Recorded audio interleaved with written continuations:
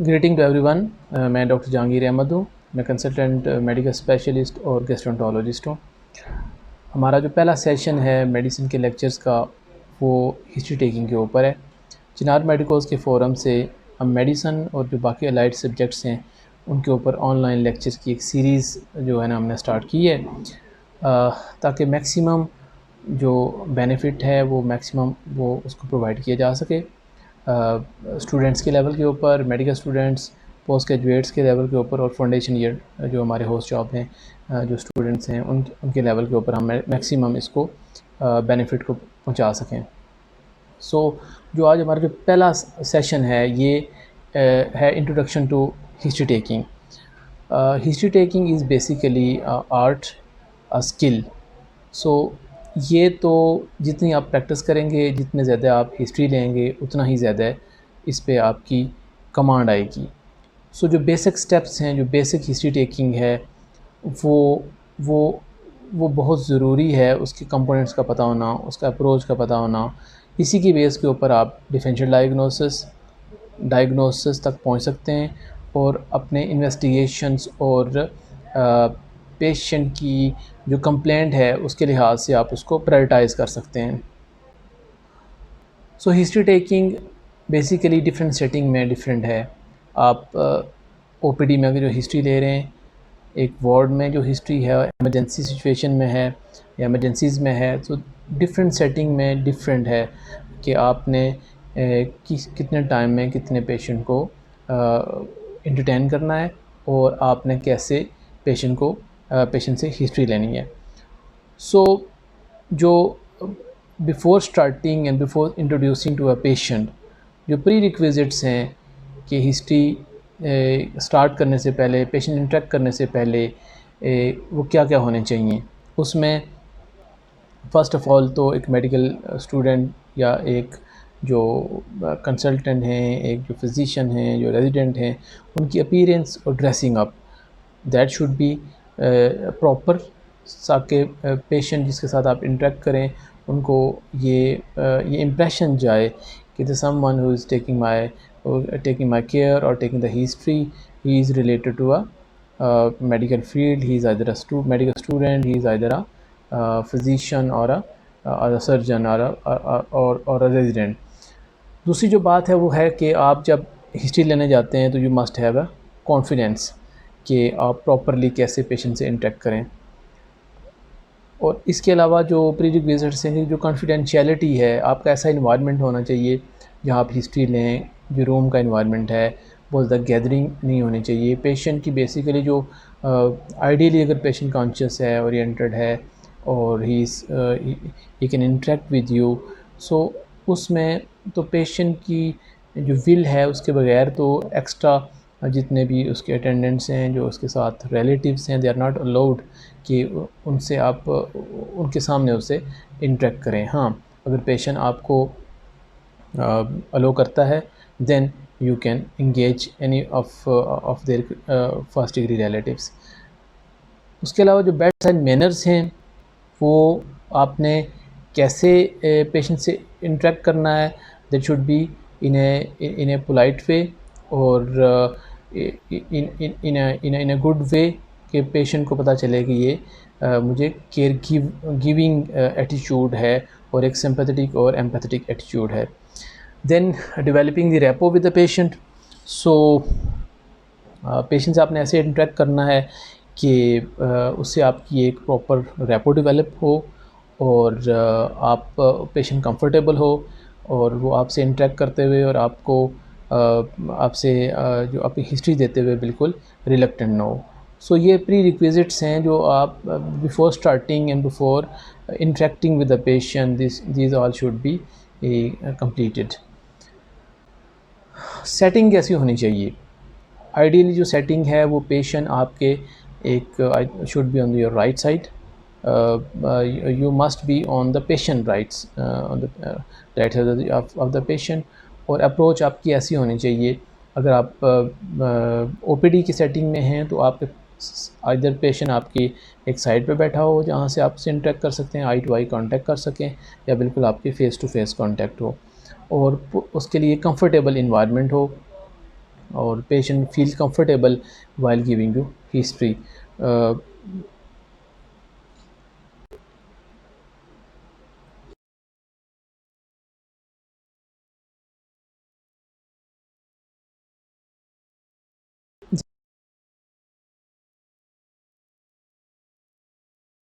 जब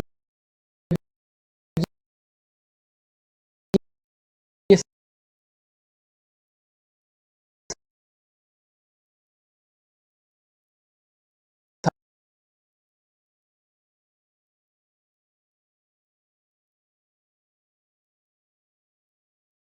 के एग्जाम्पल मैं इंट्रोड्यूस कराता हूँ तो मैं कहूँगा जी मैं डॉक्टर जहांगीर हूँ, मैं यहाँ पे मेडिकल स्पेशलिस्ट गैस्ट्रोएंटरोलॉजिस्ट हूँ। तो मैं आपसे आपकी बीमारी के बारे में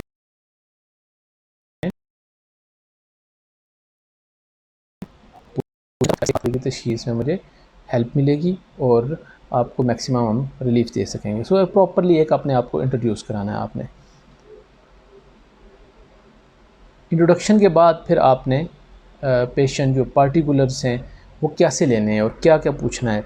हर पार्टिकुलर की अपनी वैल्यू है। जो नेम है, नाम पूछना आपने पेशेंट से, उसका नाम क्या है, लेकिन प्रॉपर नाम, उसका फुल नेम और उसके साथ उसका आइदर उसका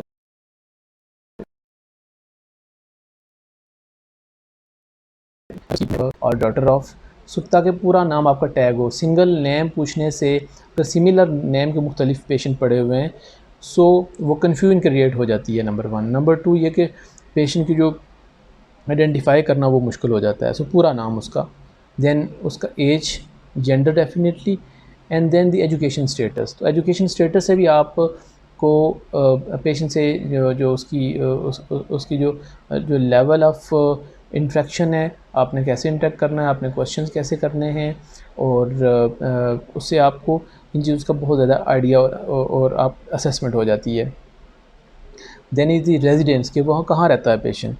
फॉर एग्जांपल एक पेशेंट है वो कहता है जी मैं I am resident of Pindi. तो पिंडी तो एक बहुत बड़ी जगह है, Rawalpindi is a big place. So आपने पूछना है कि कहाँ रावलपिंडी में एग्जैक्टली किस जगह लोकेशन क्या है, रूरल एरिया है, अर्बन एरिया है, और एग्जैक्ट जो एड्रेस है उससे भी आपको उसकी एक तो जो उसकी इकोनॉमिक सोशल सिचुएशन है उसका भी आइडिया कर सकते हैं। डिज़ीज़ के प्रेवलेंस का आपको आइडिया होगा। फिर इससे आपको पेशेंट की जो वेल बीइंग है उसका भी, और इसके अलावा जो डिज़ीज़ की प्रेवलेंस उसका अच्छी तरह आपको आइडिया हो जाएगा।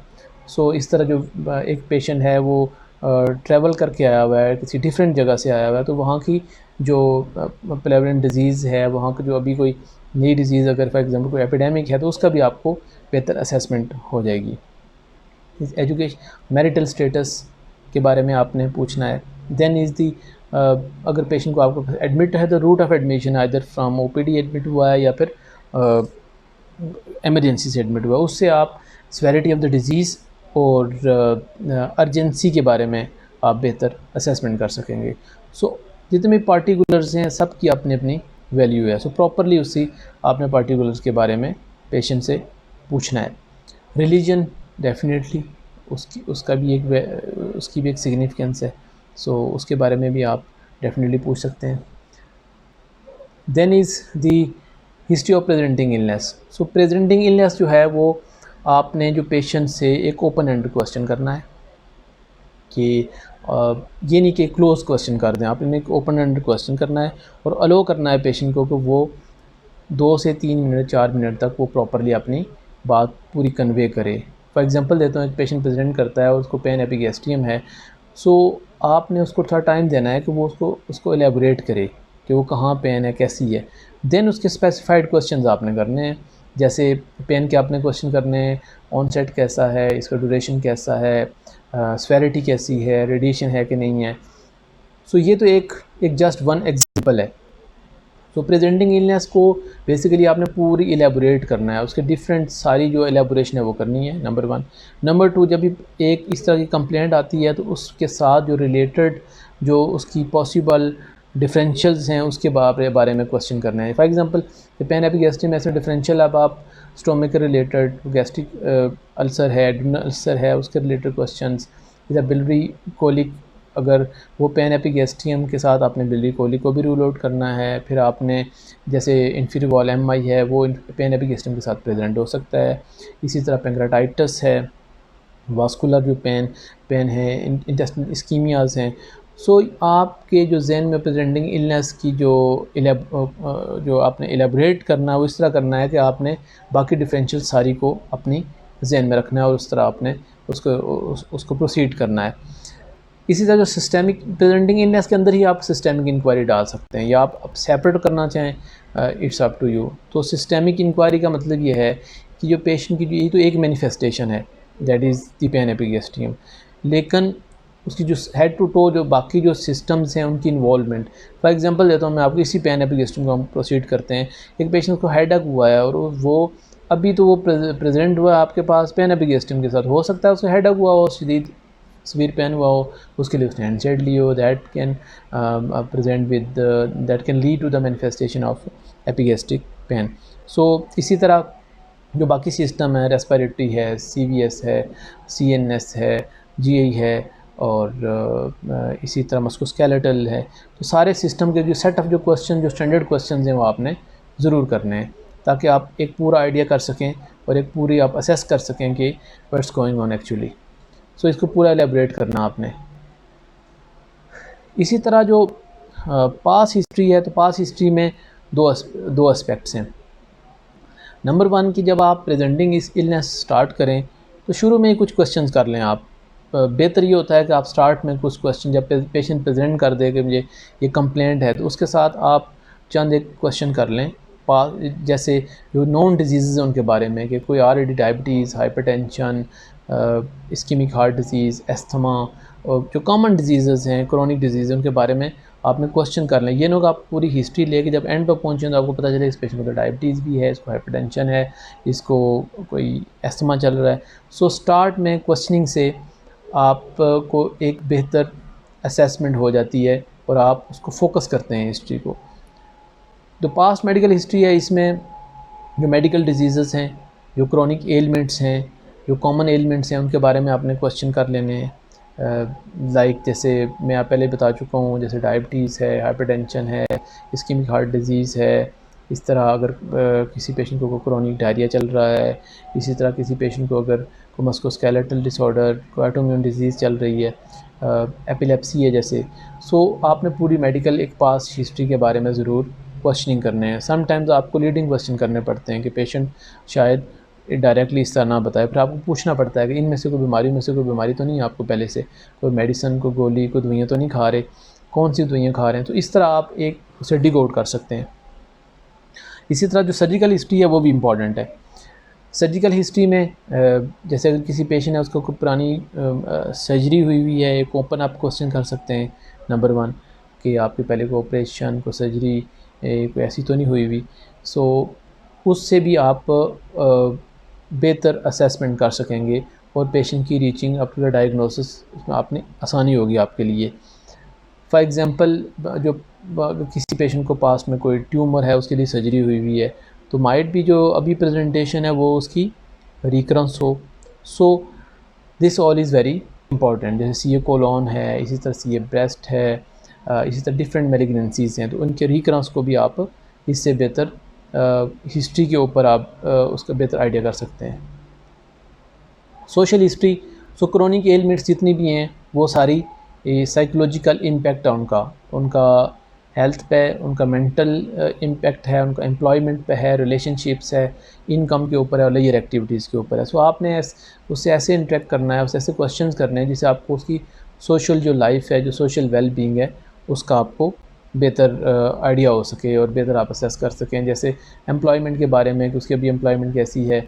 इसी तरह जो इनकम है, जब पेशेंट समवन इज़ इल और वो अपने वर्क पे नहीं जाएगा तो डेफिनेटली उसकी इनकम भी सफ़र करेगी और उसकी जो रिलेशनशिप्स हैं with the family, friends and working environment के साथ, वो भी डिस्टर्ब होंगे। और वो उसके बारे में आपने ये यानी कि एम्प्लॉयमेंट, रिलेशन, इनकम और लेजर एक्टिविटीज़ के बारे में आपने डेफिनेटली सोशल हिस्ट्री में उससे पूछना है। जो पर्सनल हिस्ट्री है डेफिनेटली इसके सारे कंपोनेंट्स हैं। इससे आप पेशेंट की जो लाइफस्टाइल है उसका आइडिया कर सकते हैं। आप उसकी जो कुछ रिस्क फैक्टर्स हैं उसके बारे में आप पूछ सकते हैं, जैसे स्मोकिंग है, स्लीप, स्मोकिंग एडिक्शन है, इसी तरह डाइट एंड एक्सरसाइज है, और जो पर्सनल हिस्ट्री में जो एजुकेशन लेवल है पेशेंट का, उसकी सोशल सपोर्ट कैसी है, सोशल सपोर्ट उसको कहीं वो ही कोई सोशली वो आइसोलेटेड तो नहीं है, हैबिट्स और हॉबीज़ के बारे में पूछना आपने, और साइकोलॉजिकल इम्पैक्ट जो डिज़ीज़ का है, जैसे पेशेंट को कुछ डिप्रेशन में चले जाते हैं, एंजाइटी हो जाती है, पोस्ट ट्रॉमेटिक स्ट्रेस डिसऑर्डर शुरू हो जाते हैं। सो ये एक जो पर्सनल हिस्ट्री का जो कंपोनेंट है, इससे आप रिस्क फैक्टर्स का भी पता कर सकते हैं। इससे आप पेशेंट की जो disturbance in bowel and bladder habits हैं उससे पता कर सकते हैं, और आप स्लीप के बारे में भी अपनी सारी असेसमेंट कर सकते हैं। तो फैमिली हिस्ट्री है, इसमें बेसिकली जो क्रॉनिक जो जो जो डिजीज़ जो फैमिली में रन करती हैं, जैसे कॉमनली जो जेनेटिकल डिजीज़ हैं जो फैमिली में जो रन करती हैं, जैसे सीए ब्रेस्ट कॉमन है, इसी तरह सीए कोलोन है, इसी तरह आपने हीमोफीलिया के बारे में पूछना है। तो सिमिलर एलिमेंट जो पेशेंट अगर आ जाता है आपके पास, और फॉर एग्जांपल डायबिटीज़ है, तो उसे ज़रूर पूछना है कि बाकी फैमिली मेम्बर्स में इसकी प्रेजेंस के बारे में पूछना है। रिलेटिव फर्स्ट डिग्री रिलेटिव में फादर, मदर, सिस्टर्स, ब्रदर्स, तो उसके बारे में आपने पूरी हिस्ट्री एक ज़रूर उसकी, ताकि आपको आइडिया हो जाए कि फैमिली में ये डिजीज़ रन कर रही है कि नहीं कर रही। Then is the drug history. So drug history में बेसिकली आपने जो पेशेंट अभी जो ड्रग्स ले रहा है उसके बारे में पूछना है आपने, नंबर 1। नंबर 2 ये कि जो पास्ट जो ड्रग कोई जो लॉन्ग अरसे से ले रहे हों उसके बारे में आपने ज़रूर पूछना है। डोज, ड्यूरेशन कैसी है, पहले ड्रग एलर्जी तो नहीं है कोई किसी किस्म से, ड्रग रिएक्शन तो नहीं कभी हुआ किसी ड्रग का side effect. Sometime even patient presents with a complaint जो प्योरली रिलेटेड टू ड्रग्स होती हैं। लाइकली फॉर एग्जांपल मैं देता हूँ आपको कि जैसे मेटफॉर्मिन है या डायरिया करवाती है, तो बहुत सारे पेशेंट प्रेजेंट हो रहे होते हैं डायरिया के साथ।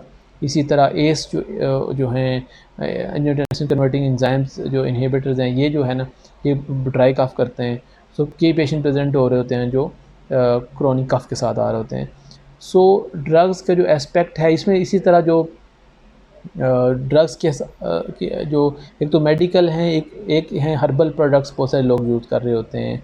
नॉन मेडिकल जो ड्रग्स हैं, इस इलिसिट ड्रग्स हैं, तो एक पूरी आपने इसको ज़हन में रखना है कि इसको पूरे तरह आपने जो ड्रग हिस्ट्री है उसका पूरा कंपोनेंट को आपने पूरा करना है। और दूसरे ड्रग इंट्रैक्शंस हैं, बहुत सारे ऐसे ड्रग्स हैं जो उसके साथ इंटरेक्ट कर रही होती हैं। सो पेशेंट से, अगर पेशेंट को नाम याद नहीं है ड्रग का, अगर पेशेंट के पास ड्रग्स हैं तो आप उनको देख लेंगे कौन सी वो ड्रग ले रहे हैं, उनकी डोज़ कैसी है। इसी तरह जो कुछ जो हिस्ट्री का जो कंपोनेंट है जो ज़्यादातर हमारे से मिस हो जाता है पेशेंट के ऊपर, वो इन्वायरमेंटल हिस्ट्री और ट्रेवल है। तो इन्वायरमेंटल एक्सपोजर में बहुत सारी ऐसी डिजीज़ हैं जो इन्वायरमेंटल एक्सपोजर से आ रही होती हैं। फॉर एग्जांपल केमिकल एक्सपोजर है पेशेंट का डस्ट का एक्सपोजर है, एस्बेस्टोस है, जैसे लाइक दैट, पेट्स का एक्सपोजर है। इसी तरह इन्वायरमेंट जिस इन्वायरमेंट में एक पेशेंट रह रहा है, तो वहाँ पे जो प्रेवलेंट डिजीज़ है उसके बारे में आपका बेहतर आप उससे असेस कर सकते हैं। ट्रैवल हिस्ट्री इसलिए इम्पॉर्टेंट है कि जो पेशेंट ट्रैवल करके आ रहे होते हैं, अगर जहाँ से उन्होंने ट्रैवल किया है वहाँ पे कोई डिज़ीज़ एपिडेमिक कोई नई डिज़ीज़ आई हुई है, या वहाँ पे कोई ऑलरेडी डिजीज़ ऐसी चल रही हैं जो आपके इस सेटअप में नहीं है, तो आप उससे बेहतर उसको अप्रोच कर लेंगे और बेहतर तरीके से उसको डायग्नोसिस में आपको हेल्प मिलेगी। इन्वेस्टिगेशन और जो ट्रीटमेंट है, ये भी चीज़ें अक्सर हिस्ट्री में मिस हो जाती हैं। सो जब पेशेंट से आपने ये बाकी कंपोनेंट पूरे आपने कर लिए, तो इन्वेस्टिगेशन के बारे में ज़रूर पूछें, कौन सी इन्वेस्टिगेशन हुई हैं, कैसे हुई हैं, और उनके रिज़ल्ट्स क्या थे, और even you can ask for the investigation as well. कि वो उसके रिज़ल्ट्स कैसे थे। अगर पेशेंट को याद हैं तो डेफ़िनेटली उसको नोट करें। फॉर एग्ज़ाम्पल मैं देता हूँ आपको, एक पेशेंट है, उसको एपिलेप्सी है, कई सालों से चल रही है, 3-4 ईयर से। अभी वो अगेन आपके साथ प्रेजेंट अगर वो ये विद द फिट्स। सो अब आपने बेसिकली पुरानी जो इन्वेस्टिगेशन है उसको भी रिव्यू करना है कि उसका फॉर एग्ज़ाम्पल एमआरआई हुआ, ईईजी हुआ कि नहीं, डायग्नोसिस क्या बनी है। इसी तरह जो लास्ट आपकी है वो है ट्रीटमेंट के बारे में आपने पूछना है। सो इन्वेस्टिगेशन और ट्रीटमेंट जो अभी तक हुई हुई है, कोई मेडिकल ट्रीटमेंट हुई है, कोई सर्जिकल प्रोसीजर हुआ है, कोई इन्वेसिव प्रोसीजर हुआ है पेशेंट का, कोई बायोप्सी हुई है, कोई जैसे कोई एंडोस्कोपिक प्रोसीजर हुआ है, कोई थेरेप्यूटिक प्रोसीजर हुआ है। सो इन्वेस्ट कोई लाइक दैट फॉर एग्जांपल किसी का डायलिसिस हुआ, तो सो ये आपने एक पूरी जो इसकी इन्वेस्टिगेशन और ट्रीटमेंट के बारे में पेशेंट से आपने पूछना है। जो कंपोनेंट फीमेल्स पेशेंट हैं, सो उसमें आपने गायनेकोलॉजिकल हिस्ट्री डेफिनेटली, जो पर्टिकुलर जो गायनेकोलॉजिकल ऑब्स्टेट्रिक डिजीज़ हैं उसमें तो डिटेल हिस्ट्री, रेस्पेक्टिव स्पेशलिटीज़ के जो डॉक्टर्स हैं वो लेंगे, या फिर जो वहाँ पे काम कर रहे हैं वो लेंगे। लेकिन एक ओवरऑल हिस्ट्री आपने, यंग फीमेल्स हैं तो उनसे भी, फॉर एग्ज़ाम्पल आप एक पेशेंट मैरिड है और आपके पास वो किसी भी कंप्लेंट के साथ प्रेजेंट हुए और आप मेडिसिन लिखने लगें, तो you must at least assess whether कि उसको एमेनोरिया को प्रेगनेंसी तो नहीं चल रही। सो इसका इस हिस्ट्री लेने का मतलब ये है कि कहीं आप ऐसी मेडिसिन ना स्टार्ट कर दें जो कंट्राइंडिकेटेड हो। इसी तरह जो बाकी एज ग्रुप है उसमें उसकी डिफरेंट मैनिफेस्टेशन और डिफरेंट उसकी अंडरलाइंग डिजीज़ के साथ उसकी डिफरेंट एस्पेक्ट्स हैं। वैक्सीनेशन के बारे में भी आपने पूछना है, क्योंकि वैक्सीनेशन से आपको पेशेंट का स्टेटस, उसकी प्रोटेक्शन का पता चल जाएगा। जैसे अभी कोविड चल रहा है तो अगर पेशेंट का वैक्सीनेशन हुई हुई है, तो अगर उसको आप सस्पेक्ट कर रहे हैं तो आप डेफिनेटली यू कैन असेस कि इस पेशेंट को वैक्सीनेशन के बाद पोस्ट वैक्सीनेशन क्या इफ़ेक्ट होंगे और कितना बेनिफिट होगा और कितनी ये प्रोटेक्टिव है। तो जब आपने सारी हिस्ट्री के डिफरेंट एस्पेक्ट्स आपने डाटा ले लिया है, तो आपने कैसे इसको रजिस्टर करना है और आपने कैसे इसको प्रेजेंट करना है। तो ये with the passage of time expertise के साथ, with the passage of time आपका एक्सपीरियंस होता जाता है। और आप हिस्ट्री के दो वेज़ हैं, आप साथ साथ भी लिख सकते हैं, आप एंड पे भी डॉक्यूमेंट कर सकते हैं। और देन अभी जो बाकी हैं, जैसे अगर HMS सिस्टम है तो you can inter into HMS system. So this was actually a brief overview कि आप ये बेसिक ओवरव्यू है, क्योंकि हिस्ट्री तो वेरी करती है, ये वेरी करती है फ्रॉम पर्सन टू पर्सन। और आपने एक अपना पैटर्न बनाना है, उस पैटर्न को आपने फिर फॉलो करना है, और वही रिफ्लेक्सेस फिर आपके लाइफ टाइम वो रिफ्लेक्सेस डिपिक्ट होते रहते हैं। So, taking a good history will lead to a diagnosis, and this is the cheapest way to diagnose a disease. So, this was a brief overview. Although कि ये बहुत vast topic है, इसमें आप जितने भी हिस्ट्री लेते जाएंगे with the passage of time आप की एक्सपर्टीज़ बढ़ती जाएंगी और आपके रिफ्लेक्सेस बेहतर से बेहतर होते जाएंगे। So thank you very much, thank you everyone for joining us, thank you.